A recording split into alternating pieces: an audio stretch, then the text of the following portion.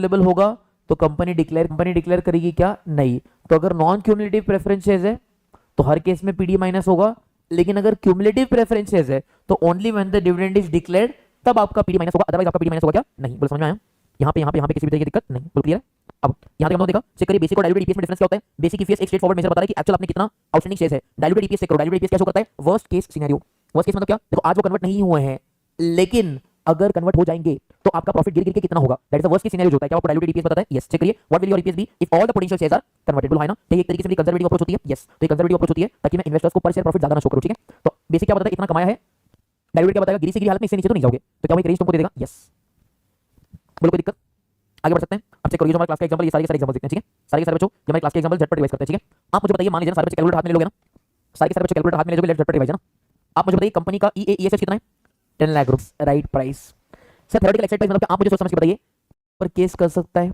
अगर हाँ तो कहा जाएगा कि वो मेरा लीगल ऑब्लिगेशन है। फॉर एग्जांपल मान लो तुमको खाने तो खा लोगे बिजनेस, कोई दिक्कत की बात नहीं है। तो लीगल ऑब्लिगेशन का मतलब क्या होता है? मान लो मैंने किसी से कुछ उधार पे खरीदे, अब अगर मैंने किसी से कुछ उधार पे खरीदे और अगर मैं उसको पेमेंट नहीं करता हूं तो क्या वो मुझे कोर्ट ऑफ लॉ में घसीट के लेके जा सकता है? हाँ। So that is my legal obligation. मतलब इन शॉर्ट अगर हम दोनों के बीच में कोई लीगल एग्रीमेंट हुआ है एंड उस एग्रीमेंट के टुवर्ड्स जो कि मेरे को उसको पेमेंट करना है, so that is my first type of obligation, that is my कौन सा ऑब्लिगेशन बोलोगे?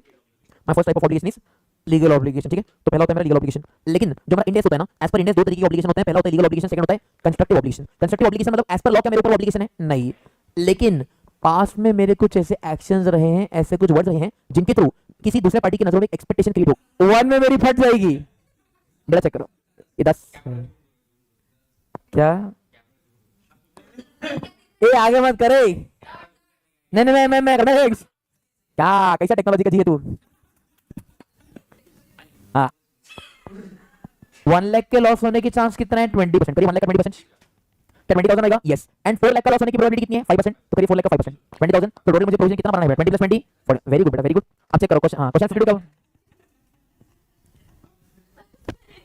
एन एंटिटी लगभग 15.12 लाख आएगा। यस। तो आज आप 15.12 का प्रोविजन करोगे। अब चेक करो अगले 2 साल में क्या होगा। आप 15% का इंटरेस्ट शो करोगे, मतलब आपका खर्चा होगा